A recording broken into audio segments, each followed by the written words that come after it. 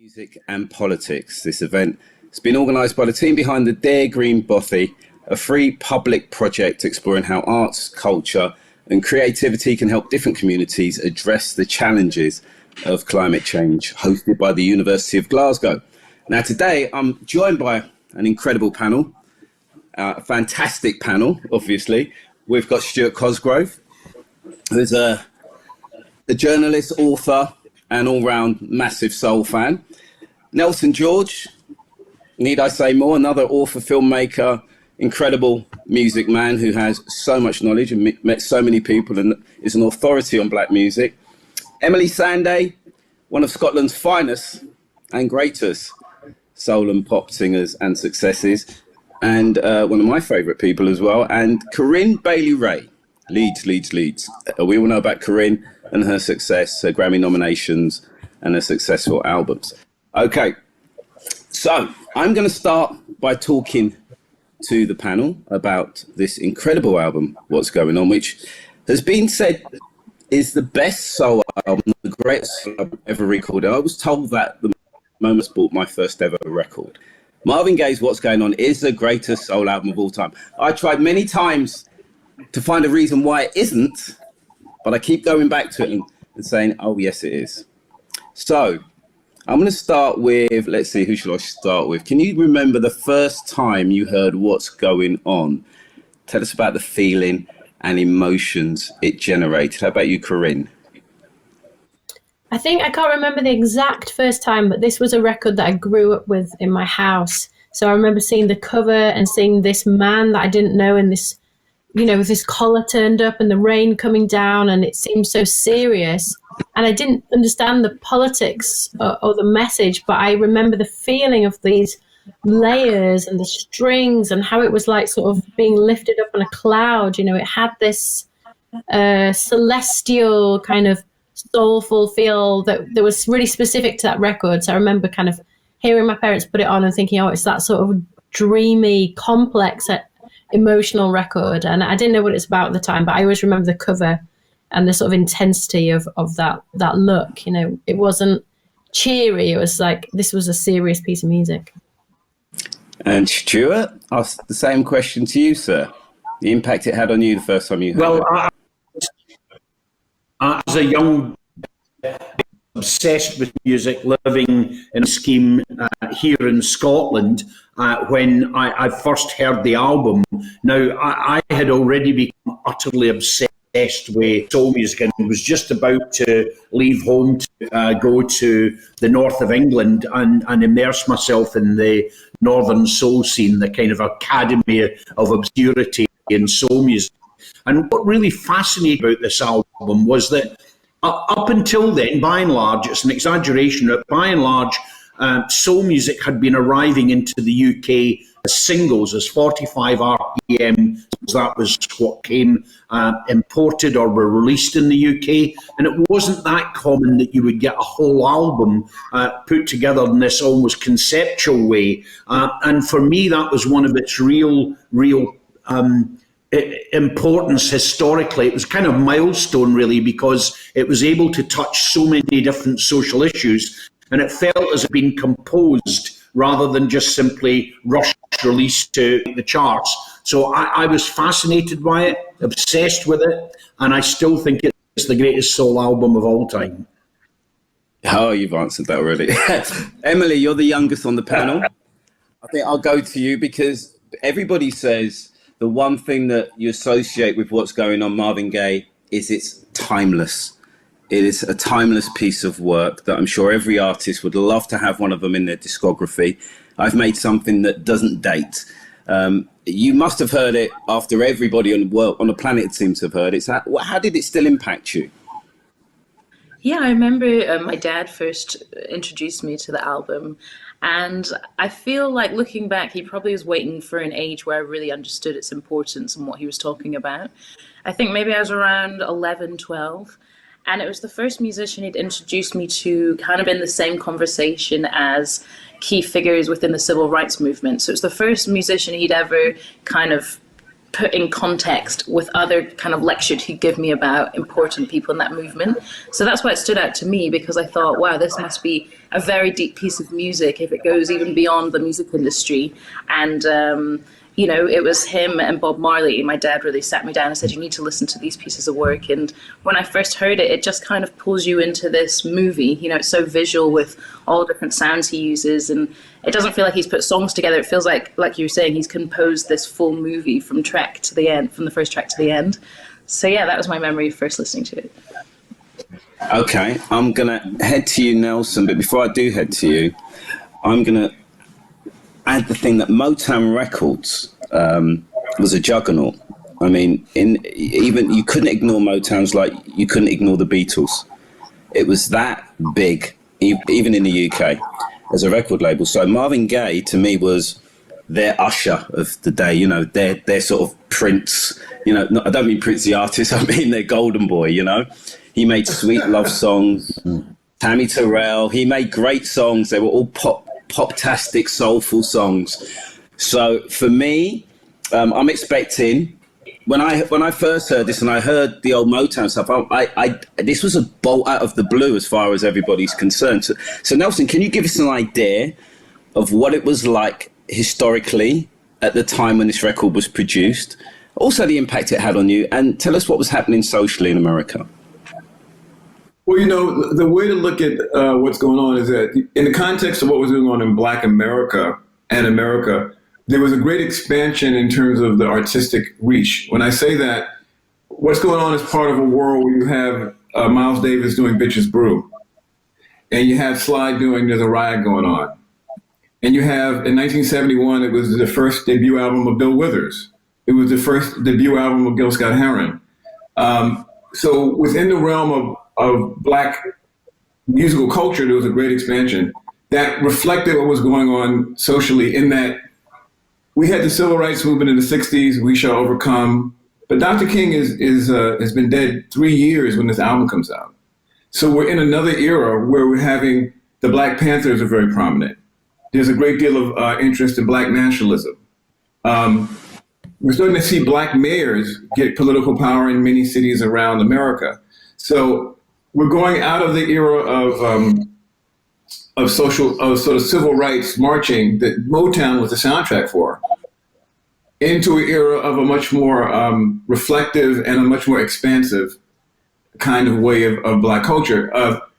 Also worth mentioning is Black film is happening, and you're having soundtrack albums, like Shaft comes out in 1971 and with Isaac Hayes. So tied in with all of that is this idea of, I want to mention Black FM radio, which people don't really, Trevor, you'll appreciate this. You had the transition from AM stations, which had little signals, to Black FM stations like BLS in New York, WDS, DIS in Philadelphia, WHUR in DC. So what you're having is that the songs are getting longer, right? So the idea of ambition, artistic ambition, whether it's Isaac Hayes doing an entire score for a movie, whether it's the kind of lyricism. I mean, there were two incredible live albums that year, Aretha Franklin live at the Fillmore West and Curtis Mayfield live. So the idea of just, let's go bigger, let's be more ambitious, let's expand out of what soul music is from a 2.5 to 3 minute record to now do a 5-minute record. Gamble and Huff in Philadelphia are doing incredible records with the OJs and Harold Melvin and the Blue Notes. So what's really amazing is that this is incredible. If you look back on 71, wow, there's so much great music being made, and this record still cut through as the most important. So it just speaks to how great this album is, that in the context of all of that amazing music, we still go back to what's going on. That's what makes it so damn special. You know what I mean? It on so many levels, it appeals to people. I don't believe every single person who bought this album was politically motivated, or, you know, if you just like soul music as the cliche of soul music is, sweet vocals, lovely melodies, lovely harmonies, is this an album you could possibly own without getting political with it?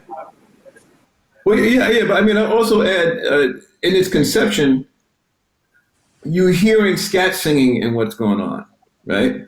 You're hearing on the album extensive use of saxophone solos, both alto and tenor. You're hearing trumpets. So you're hearing jazz, quote unquote jazz techniques, right? Along with strings, along with, incredible Eddie Bongo Brown, amazing Latin percussion.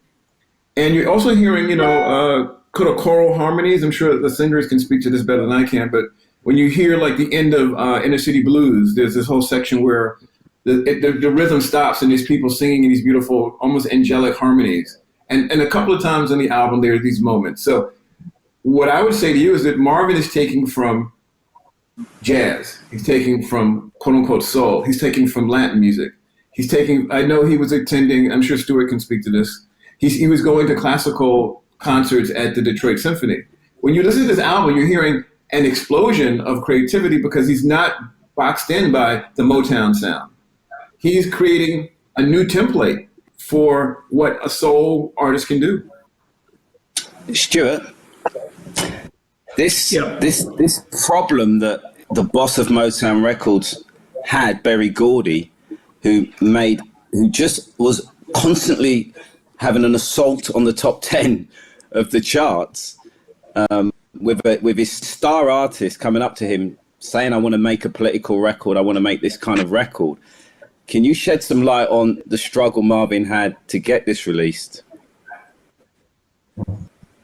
Well, Berry, the owner of Motown, was very clear in his mind that Motown was effectively an American-owned pop label, which addressed what even the label referred to as the sound of young America, and it tended to be teenage songs, pop songs, and the idea of taking the music into a more political or socio-aware area felt anathema to him, even although he himself was a man that was interested in politics in the wider sense and come from a family that were really kind of instilled in the Democratic Party, in local politics within the Detroit community.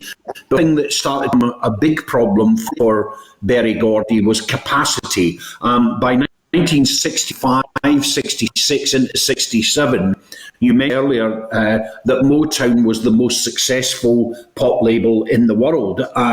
And so, there was a demand for more problem, and the capacity became that their studio in Detroit could no longer sustain the protocols that were in place.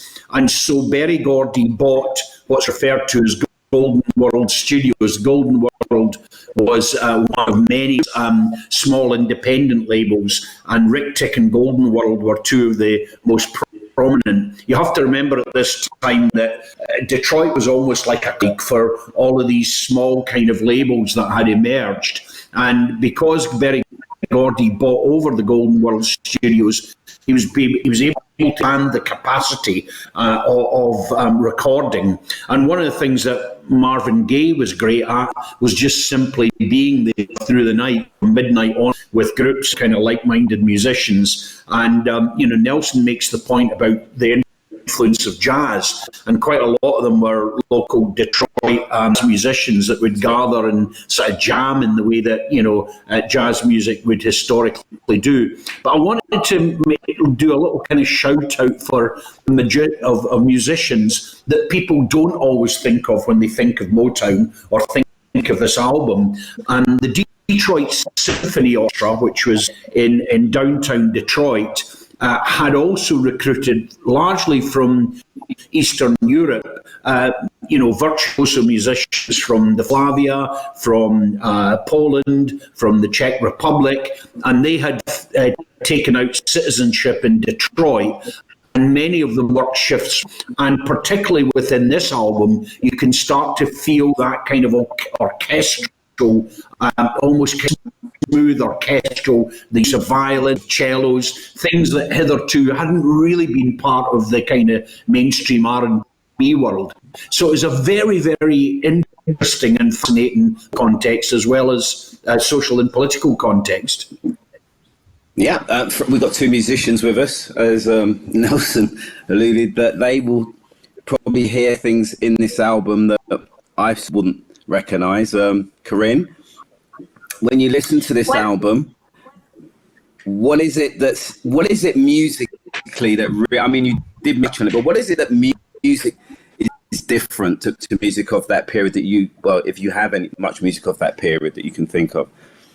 I mean, I have a lot of music from that period, but I think the main difference is that this is so different for Marvin Gaye. Like the year before, he releases Too Busy Thinking About My Baby, which I love that song. You know, I happily get my heels on and dance that song, but this is such a radical departure. You know, these string arrangements. I mean, the person who's credited for the arrangements at Vanderpeet, Marvin Gaye calls him on the back the fastest pen. Is it the fastest pen in the West, he says? But he's making the point that you hear these classical arrangements, you hear these layers, you hear these weaving lines that are a theme that repeat, just like in Western European classical music. This is my idea. These ideas have come from me. You know, he is an arranger. He's someone who knows how to arrange for doo-wop groups, but he is also someone who can sing a line to an arranger and say, this is what I want the violas to do. This is what I want the cellos to do. This is what I want the strings, the whole section to be like. You know, it has this sort of warmth and richness. I mean, this time when I was listening to it just before we got together to do this event, I thought about the complexity of what's going on in the chord sequence, you know, that you sort of lifted up, and then it sort of drops away. And it's this mixture of sort of hopefulness. You know, when you get to the verse, it's like, mother, mother, everybody thinks we're wrong. It's so euphoric and the strings are soaring. But then there are other points where you sort of never get back to that high, and you feel like you're sort of lost in this endless kind of complicated jazz sequence that will never get back to happiness. And that's all sort of deliberate, you know. So there's all this painting going on in the music. There's the message, but the music is giving you the message as well of this is a desperate situation. There's hope, but there's also this feeling that if we don't do something, it will be too late. You know, when you get that mellotron at the end of I'm trying to think what it is now. What's happening, brother? And you know, it's this sort of dystopian feeling of, if we leave this too late, there won't be any people left to sing this music. It will be left to, you know, the robots, which is what a mellotron is. It's sampled vocals. So there's the haunting aspect to it, which is he's put across in the music, a hopeful aspect, but all of that is painted in the orchestration as well as what he's saying with, you know, with his voice. Now, having grown up mainly after that album was released, and looking historically at the time the world was going through, particularly America, never before has a writer, a filmmaker, a music maker had so much subject matter. I mean, America in the late 60s was a crazy place to be. The Vietnam War, assassinations, civil rights, you know, we can go on and on and on. So, you know, we always argue that music today, you can't write about anything that matters because it's all out there and it doesn't feel the same. Around that time, you had Curtis Mayfield, as you said. You had Sly doing his thing. You had people even the Temptations got a little political, didn't they? And, you know, everyone wanted to make a statement with, you know, even making a tune like Young, Gifted and Black was a big deal. You know, James Brown made statement records. So, Emeli, I'll say this to you as a contemporary artist. When you ever want to write a song or get involved in a song that is political, do you think it doesn't mean as much today as it meant then? Because this is so obviously so hard hitting, this song. I mean, this album. I can't think of anything today that comes close. Yeah, I mean, it's so powerful, the entire album. But I think the beauty of it and what inspires me so much about this album is that it's done in a way that I think when you sit down and say you're going to write a political song, that's when sometimes it can lose some of the humanity and the softness of it. And I feel with what Marvin's done is it's such a personal cry for help. It's almost like a flow of consciousness, the way he's written it. And instead of, it's just the way he's addressing the people. It's kind of a reach out to your brothers, your sisters, your family. So I think it works so beautifully because it's done in a subtle way in that, you know, it's a protest, but it's a beautiful protest. And I think if if people just put themselves in and not try to be something else if they feel they have to write a political song, I think we could still have something just as powerful and outreaching, but it needs to come from, an honest place. I agree. And I also think, sorry, Trev. No, go ahead. I just wanted to add one thing, which is like, it's such a Marvin record. So to say it's a political record, he's not making a statement. He's not saying these are all the things that are wrong and we need to change it. It's the whole thing of his personality. So he's talking about his drug addiction. He's talking about what's happening. He's talking about the environment. There is also, when I listen to it, some guilt for being away. He's flying high in a friendly sky, right? He's getting his highs and he's risking his life through his drug addiction. But his brothers just got back from Vietnam. He says, some of us are born, when he's got that list, some of us are born with money to spend. And I feel like on that song Right On, it's kind of like, we all have different fates. I am making this statement through my music, but I recognize I am a millionaire, I am comfortable, I am not someone who's been drafted. So I feel like it's a full Marvin Gaye sort of messy record. He's not saying he's a saint. He's saying, everything is everything. I'm just here. I've got this to say, but my life is also complex and messy. And I'm not here telling you what to do. It's the question. What's going on is the question. It's like, what should our response be to this? And that's why I think it works. Whereas I think some political music is so it can be very self-righteous or preachy. That's not what this record is. Yeah, and most of it at that time was preachy, wasn't it? It was. I was going to say, Trevor, to your point, there's a great contrast between beauty and pain. So if you look at Inner City Blues, he sort of scat sings the beginning of it, da da da da da da da, and his voice is gorgeous. It's just beautiful. And then 30 seconds later, he makes me want to holler, throw up both my hands, and he's kind of screaming. So he's able to. I think one reason it's not a didactic record is because to what's been said, there's a humanity, and his own complexity is part of the song. So it's never people need to march and clean up the air. You know what I mean? It feels like he's complicit in that, but then sonically it's seductive. His voice is sexy, and so even when he's most despairing, there's a sexiness that. So you're not put off the way some people who do political records do become. They try to be leaders when instead he's being a prophet. I don't know if that's the right way of saying it, but there's a difference between the didactic thing and the seductive way he brings you in. Yeah. Do you also think that? Sorry, Corinne. Do you also feel that we didn't know Marvin Gaye until this album?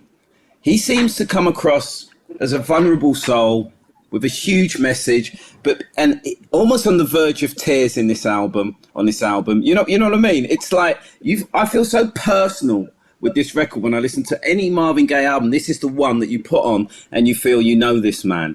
You know what this man's about. You can see his vulnerability. You can see what pains him. You can see what excites him. You can see what he's great at and what he's not so great at, because it's a confession almost, isn't it? I'm part of the problem as well, guys. It's not just about, we don't have to just do this. We're all part of this problem. I mean, I just find it so personal. It's quite incredible that it was so successful, and we know from that moment on, people realize truth, honesty sells. Singing someone else's song doesn't always work anymore. It's about, what do you feel? Can you translate what you don't you agree? What you can put it on record. Can you translate it? Because it's such a difficult thing to do. Well, I would just say that I mentioned earlier. I think that I'm sorry. Go ahead, Stuart. Yeah, I was just going to say that one of the things that I find interesting about Mark is that the restlessness of the style of his creativity. I mean, we know that he began as a young gospel singer in Washington, D.C. He had a period of time when he was convinced he was a jazz singer. He then moved into wanting to be the Black Sinatra crooner.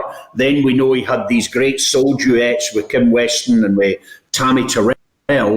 And then this album comes along. And as you say, Trevor, also we have things like, Sexual Healing and Let's Get On. And you just have the feeling that Bowie or Prince or one of these other epic kind of rock records, you're with a musician who's choosing different kinds of identity to bring to the fore at different times in his life. And I happen to think this album's one of the truly great albums, but it may be that infers some of his ambitions as a music with the wider social and political issues that it touches on. Whether it's the greatest dance record, which is probably what you, Trevor, I think that there's greater. But to sit down and listen to and to engage with, this is the winner. Yeah. Emeli? Yes. Hello.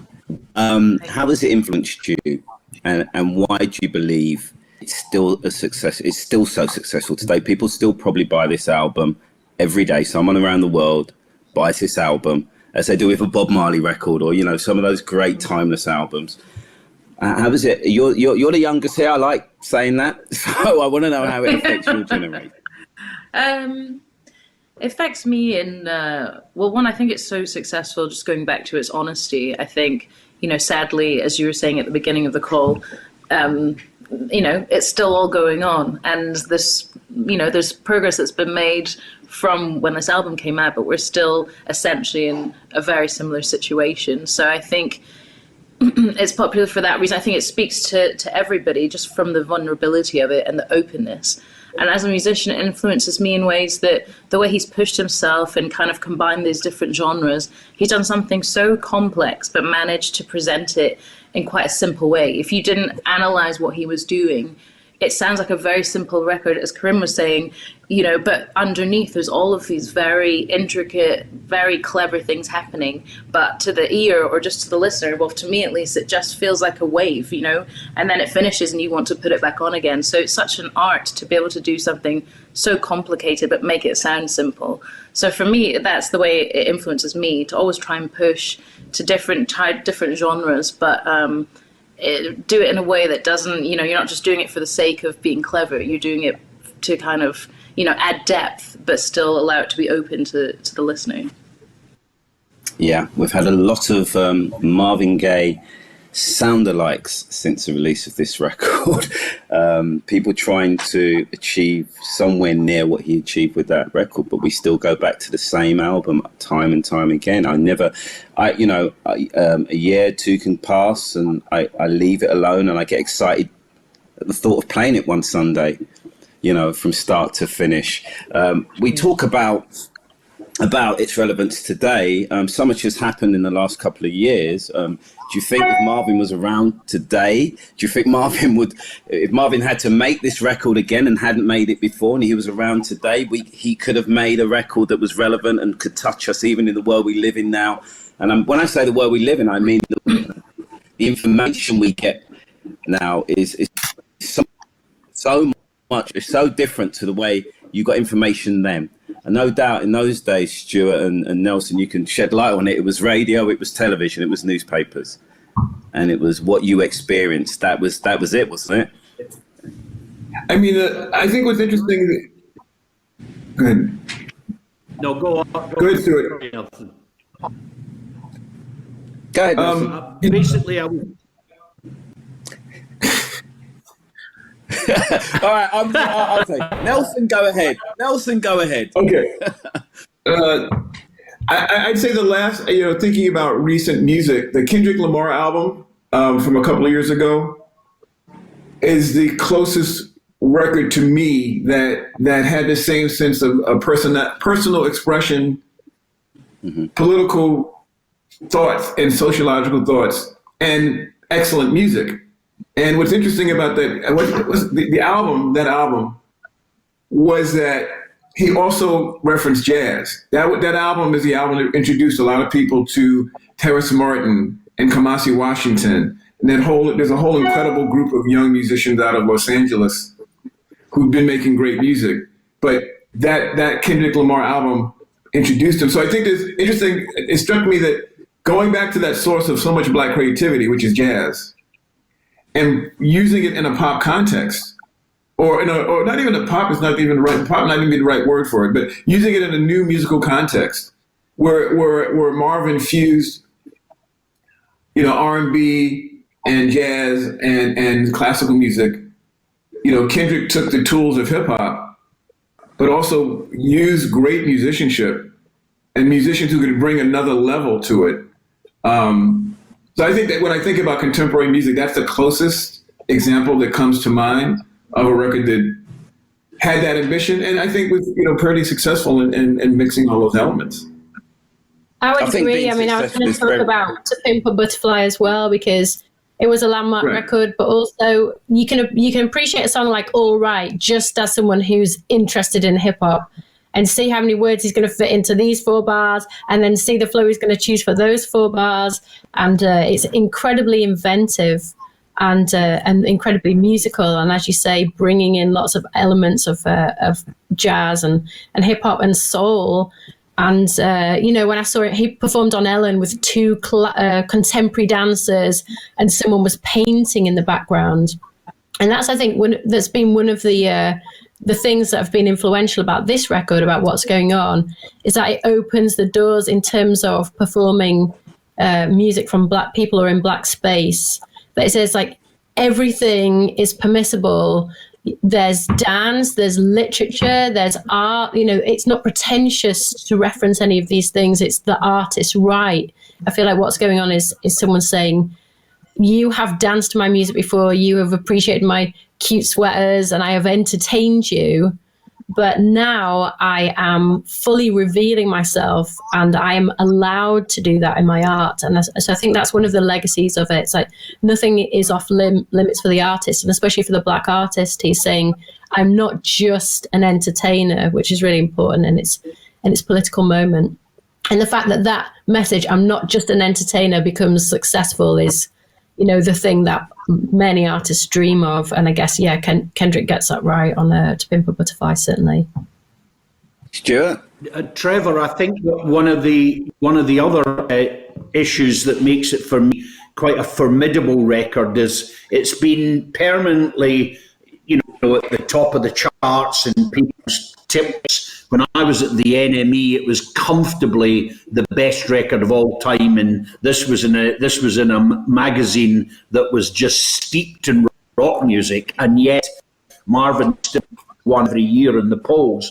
And it got me thinking about whether it found a new lease of life with the Black Lives Matter movement and moment as well, because I'm struck by the references in the album to the trigger happyman would be the obvious one. And at the time that this was being recorded, one of the great injustices of Detroit civic society, years Mattel killings, when a group of young African-American teenagers were murdered by a rogue unit of the Detroit police. And the trial, which went all out 1969, 70, 71, into 72, mistrials, people getting off with things, no one actually being held to account, police officers wriggling out of their responsibilities. And it just feels that story is present within the album, and that's the kind of Detroit police that he's referencing,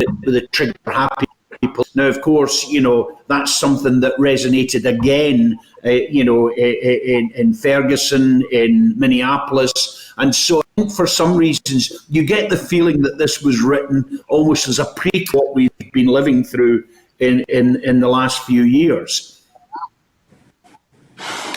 Yeah, I like the fact that Kendrick's getting a lot of love here as well. Kendrick Lamar, for those of you who aren't aware who he is, because not everybody is aware who Kendrick Lamar is, and it's interesting that 50 years on, hip hop is the main voice, is a voice of, I wouldn't say protest, but you find it easy. I find it easier to hear messages, social messages through hip hop than any other form of music now. So if you don't love hip hop, get to love it, get to love rap music through Kendrick Lamar, because he's very, very special. Wouldn't you agree, Emeli? Yeah. I want to mention that last year, a young African-American artist named Trevor, I think it's Devon Gillifan, he went in and was looking around for music that reflected what was going on, and he ended up doing a whole album. He just recorded what's going on as sort of an EP, because it struck him, and he's probably 25, that there was no other music that spoke to the moment he was living through in America in 2020, as well as what's going on. So that, speaking to this idea of timelessness, that, and then the other thing is, obviously this panel, and the context of this panel is a conference on climate change. And so, Mercy Me, the Ecology, this is 1971 that he wrote this song. And there's almost not a lyric in that song that could not be sung now, all these years later. And in fact, probably with even more energy and more, because we're closer to, in a sense, we're closer to the end, perhaps, of the end point of what's going on with the climate. So to think that song was written in 1971, and word for word, if anybody wanted to record that now, I did probably not very much of the lyric you'd have to update. Was anybody talking about the climate then? Was anybody I don't recollect anybody really singing about it too much. There was an ecology movement. The ecology movement, as we know it, starts in the late 60s. There's a book called Silent Spring that came out in the mid-60s about the environment. And so and when as a kid growing up in America in that era, the hippies were talking about the environment. And it was also the first period where you began hearing people about polluted water. Air pollution was a huge topic in America by the early 70s, because it was becoming very prevalent, especially places like New York and LA, that the air was terrible. So, and Detroit, obviously he's in Detroit, the car making capital of the world. So the environment definitely was on the radar screen. It was something, it wasn't widely accepted perhaps that this was a problem, but there were definitely people, this was a conversation, and Marvin being an antenna, like most artists, he felt that vibration. I mean, the hippie culture back then, I look at it and I think, oh man, hey, would I have been a hippie if I was, Corinne, you would have been, but would I have been, would I have been a hippie back then? What do you mean would have been?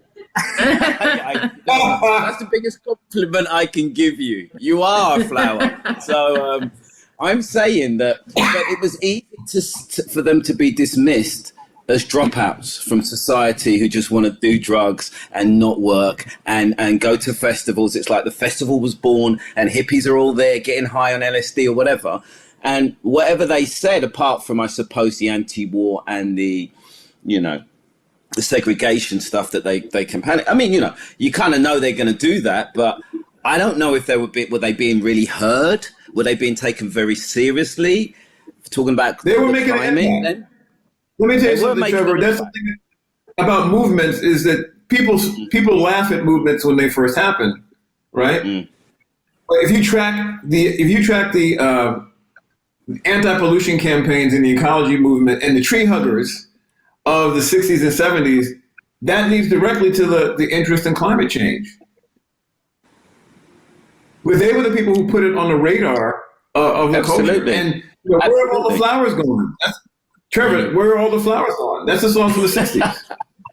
Yeah, no, true. Stuart, in the UK, do you remember there being a real movement, as Nelson's saying, back then in the States? Was there a movement in the UK? I mean, we had coal mines everywhere. We were pretty polluted over here. I don't remember growing up and I don't remember hearing too much when I was a kid about it. Yeah, I know that we were all laughing there about the whole kind of hip culture and that, but certainly one of the things that I would point to, Trevor, was that I felt that Britain, in the period that we're talking about here, from the late 60s through to maybe the mid 70s, Britain, you'll remember, was a phenomenally tribal youth tribal culture. People became, I grew up, my older sister was a mod, I was a Swede, you got into Northern Soul, there was all of these kind of rites of passage, and maybe the movement in those days was associated largely with the student protest and hippie scene rather than with the kind of urban soul scene, as it were. Now, that's because Britain can be sometimes very binary in that way in terms of kind of its with youth cultures. But it was certainly the youth culture of Northern Soul that got me into the level of obsession that I now have with Marvin Gaye. But one of the things because I grew up, I was a Catholic growing up, but I wasn't somebody that was profoundly religious. But I went on holiday quite recently to Sri Lanka, and I knew that the hotel we were staying in had a CD player. So I took the CDs with me, and I bought one at the airport, and I bought one on, I fit it into my case. And when I played it, they'd put outtakes as kind of bonus tracks at the end of the CD. And there was a Christian record, God is Love, which appears in the album. It was an extended version of it that came out on vinyl only as a B-side. And I listened to that, and I listened to it every single day of my holiday. I think it's one of the greatest Christian records of all time. You hear Marvin Gaye going back to the life he had with his father, who was a minister and a preacher, and he's a young gospel singer, and it's just one of the stunningly beautiful vocal records I've ever heard in my life, and yet on the main menu of what's going on, it's an outtake almost. Wow. Yeah, well, I certainly weren't trying to be an outtake, and then I think Holy Holy sort of points towards that gospel, the spiritual setting. I feel like Marvin Gaye's ecology and his concern for his fellow man is deeply rooted in his spiritual, religious convictions, which are, we're all one, everything's one. What you do to me is what I do to you. We're brothers, we're sisters, and we're in one world. I think about sort of religion and the place it is played in Britain, when you think about hippies in the 70s, I think about the Rastas.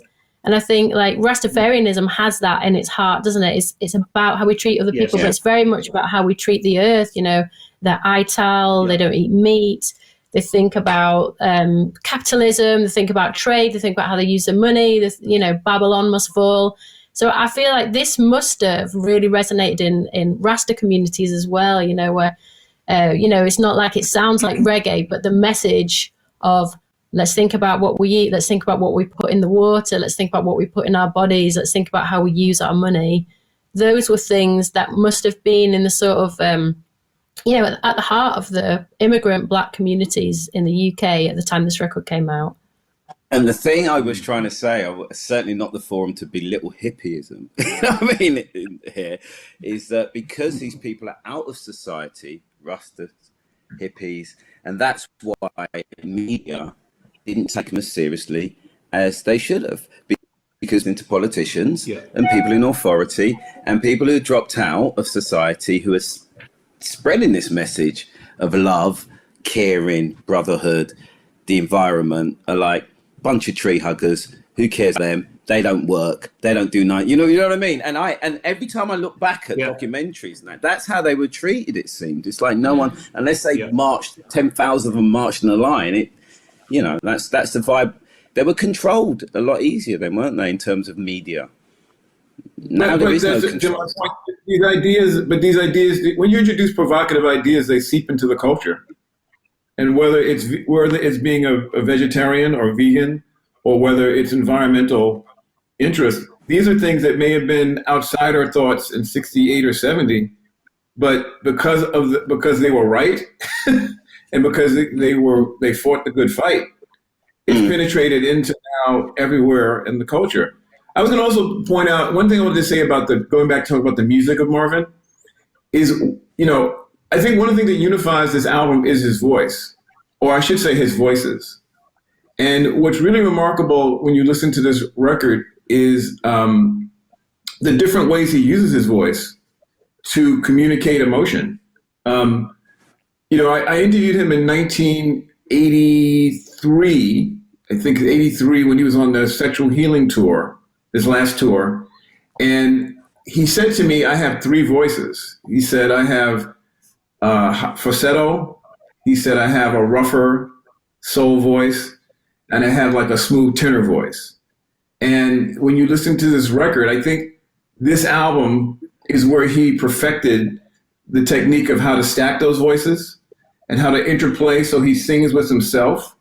And if you talk about his influence, the influence of this album, I think that you can't listen to anything that Michael Jackson does in the next 10, 15 years of his career without listening to what's going on. You can't listen to most of the great R&B singers who came forward, and going all the way up through Maxwell and D'Angelo and all the way through up to Usher.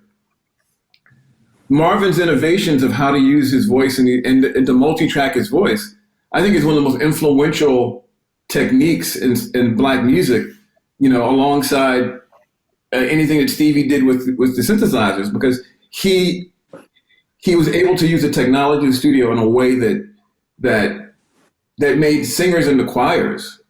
So I think that's one of the reasons this album is a masterpiece as well, is that he innovated within his social commentary. And how many times do you hear an album from a new artist and you immediately go, Marvin, because of the way they've produced vocals? Quick one. You can't slip in, I interviewed Marvin Gaye without me asking you more. So you interviewed Marvin Gaye, Sexual Healing Tour. The album wasn't a fantastic album. There were a couple of good tracks on it. Were you tempted to talk about what's going on, or was he, I don't want to talk about that anymore, it's all about sexual healing? Well, what I remember, because I did ask him, because 81 was also a period of great, stuff is going on in every era. And I asked him, did he ever feel like he wanted to make another What's Going On? And he said, he didn't say no, but he said it takes so much spiritual introspection and meditation to create something like this that he wasn't prepared mentally at that point to do it. It's also interesting in light of the conversation we had. He was very, very much. He loved Bob Marley, and he mentioned that he actually did a song on Midnight Love. I forget the name of it now. That was sort of inspired by Marley. So Marley was very much a presence in his mind, and in some ways, I think he saw Marley as an inheritor of some of these thematic ideas that he had addressed. But he was definitely in a very different place when I interviewed him than he is when he did What's Going On. Ironically, I've actually interviewed him twice. I interviewed him on the phone, ironically, from London in 81 when he was just starting to do Midnight Love. So, from 71 to 81, he made so many magnificent records, but by 81, he was in 82, 83, he was in bad spiritual shape. The drugs were a metaphor for his own inner issues, and demons that were catching up to him. Yeah, that must have been a hell of a thing, interviewing Marvin Gaye. But I do understand an artist like Marvin Gaye's around, I got to interview Stevie once. I wanted to talk about the old school stuff. Obviously, you got to talk about the new stuff. But yeah, it was sad to see him like that at the end of his life. But, I do believe every great musician leaves us a piece of work that is just centuries later, we'll still be talking about. And I think this is one of those records, no question. And we talk about, Emeli, we talk about the relevance today. We talk about Black Lives Matter. We talk about what's going on in the world today. We've just been through a pandemic, something that none of us have ever experienced. If Mo were here today, geez, would he have 20 tracks to write? Or would he just write 4, do you think, and just hit a home run with the first 4? Because, Yeah, it's getting straight to the point. What? Sorry. No, I was just saying. I think artists need material. We've had an incredibly unusual president of the United States recently. We've had a pandemic. We've had Black Lives Matter. We've had, the world's changing very quickly now. Yeah. Marvin wanted it to speed up back then, didn't he? He wanted change a little quicker. He said, well, listen, this is what's going on here, guys. Do something. 50 years later, I mean, look at the world. I mean, yeah, we've had advances in technology. Things are quick and easy. I've got a smartphone here. I'm talking to you guys all over the world. It's great. It's fantastic. But it's a mess. Yeah, absolutely. And I love that, for me, the beauty of the album is it offers an alternative way to protest. Just as you were talking about the hippie movement there, it's, you know, there might be so many people feeling the same way, but they might not necessarily have the energy of hip hop or feel it as something they can be a part of. But with this album, I feel it welcomes everybody, you know, with his kind of the influence of faith and that kind of brotherhood he has with humanity. It opens a space for everybody to protest in a gentler way. You know, you can still feel the longing, the desperation, but I think he's left the aggression for, you know, it's in there within the music without being too in your face. So I think that's, and like you were saying that about, he makes it sound sexy, it sounds beautiful. So it's something that you just want to listen to anyways, it's like ear candy, but the messages are seeping into your subconscious. So yeah, genius. Exactly, I agree. Listen, we're going to take some questions. We've had a couple of questions come in to the panel. Nicola, thank you for your question. If you had to choose another soul record that so perfectly mixed artistry and a social message, this is a good one, which would it be? Who wants to start? We're not comparing it to what's going on, let's be fair, because we're that on its own pedestal, but if there were another album, we mentioned Lamar, is there another album any of you can think of? Miseducation, Lauryn Hill. Say a bit more about that, please, Corinne. What more about miseducation? Well, I was just saying that is a really line. If you haven't, I was thinking, I mean, Miseducation to me it's a powerful record, a feminist record. She's writing, she's producing, and she's saying sexual politics are really important as well. You know, the personal is political. What happens in your bedroom is affecting what happens in the rest of the world. You know, you have to watch out. You have to be on your guard for people who want to take advantage of you, and that's something that needs to be seen in a wider context. You know, it needs to be seen in the laws we make, the way we respond to women. We've just talked about lots of movements. We haven't talked about Me Too, but that's another thing that I feel is important. Miseducation is saying, I have rights in my person, in my body. Women have rights. Let's explore this. This is not a whiny, unsexy issue. This is part of this hip hop agenda. And again, that record was absolutely huge. So influential in terms of what was considered normal politics, you know, women's rights, education, black syllabus. That record speaks to me, and that's an important record. I was going to say Bill Withers live at Carnegie Hall, which is a very different kind of record, but when you think of something like I Can't Write Left-Handed, to me that's, again, embodying that sort of personal way of talking about a huge thing. How do you talk about Vietnam? How do you talk about war? How do you talk about man's inhumanity to man? You talk about a person who's lost their arm in a war and now wants to write home and can't write, and ask for someone, please could you take down this letter for me, because I won't be able to actually, you know, scribe it with his hands. So to me, that's another record where there's a big canvas and there are huge issues, but he's able to just focus on one person and make it so powerful and poignant. Anyone got another one? They'd like to throw in the ring? Yeah, I'd like to Gil Scott Heron and Brian Jackson's Bridges album. And there's I was going to say anything. Number of different. Well, I've chosen this one out of the great body of work that Gil Scott Heron's been involved in. Is that in lots of ways a road movie. You know, if you're sitting there, almost all the songs are about driving somewhere or arriving somewhere new in your car, and it feels very much that it's commenting on some of the big issues of the 70s and 80s. We Almost Lost Detroit this time, which is about 3 Mile Island. There's songs about the syphilis in Tuskegee. There are, you know, endless kind of really fascinating social issues that came at that time, but beautifully bound together as it's a road movie, a great album. And, you know, you're not allowed to mention Gil Scott Heron in Scotland without saying that he's once played for Celtic. So there I have. You got it in there. Well done. I would say Nina Simone will get thrown in there somewhere, wouldn't she? Oh, yeah, of course, yeah. Well, his birth mother was a fascinating woman, and one of at the time, I think one of the leading kind of progressive librarians with America, and she put an awful lot of influence on her child to be, well read, to be influenced by all sorts of things. But I interviewed. Stuart, sorry to cut you. Sorry to stop you, Stuart. Stuart, I've got to cut you. Your line is really starting to crackle badly. We've only got a couple of minutes, so I'll have to cut you. Sorry, Stuart. Sorry. Really sorry. I know you were flowing there. You did have one, did you, Nelson, you wanted to mention quickly? Because I've got one more question. We've got a couple of minutes left. You can start, 2 albums come to mind. Superfly by Curtis Mayfield about drugs, and Takes a Nation of Millions to Hold Us Back by P.E. Well, you don't need to say anymore.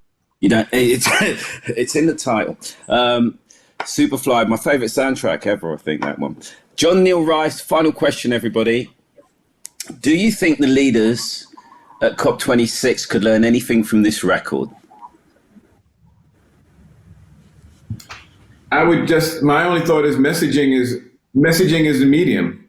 And so it's not that you have the information, but how you get the information out. And there's Marvin, as we've said, has been able to make the personal political and political personal. And I think that's the technique that has to be employed. Absolutely. Yeah, anyone want? I think the most important message, really, when we think about climate change and we think about war, these things are intrinsically linked. They're about a lack of empathy. We're not thinking about what we're doing to each other. We're not thinking about how it affects the planet. We're thinking too much about profit. We're thinking in the short term. We're not thinking about save the children and legacy. So yeah, I think there's tons to learn from this record, and that's what you hope with a conference. That there's a whole load of statistics which I'm sure these people are aware of, but it needs to come from a change of heart. It needs to be a true conviction that this is the moment and this is the time. It's difficult, isn't it? Because I really want to hope. I really want to believe something's going to come from this, But I'm worried because of the politics, mixing politics with something that's about, saving our planet. I just don't see the two things going together. I think it should be, anyway. I'm just saying, I just think it's one of those things. If anyone will say something before we go quickly, I'm going to thank you all for taking part. This has been really tremendous. We could go on for days here. But yeah, anyone want to say something quickly? Or are we good? Thanks. We're good. Yeah, thank you. Okay, I'll wrap it up then. I'd like to thank our panelists and, everybody who took part today, and you guys watching at home, or wherever you're watching from. I don't get to see these people very often, but I respect all of them and their opinions. So thanks to the panelists and our event team of John Neil Rice and Professor Mark Banks from the Dear Green Bothy. You can find out about forthcoming events by searching online for the Dear Green Bothy at Glasgow University. And that is it from us. So goodbye from us. Goodbye, Nelson. Goodbye, Stuart. Goodbye, Emeli. And goodbye, Corinne.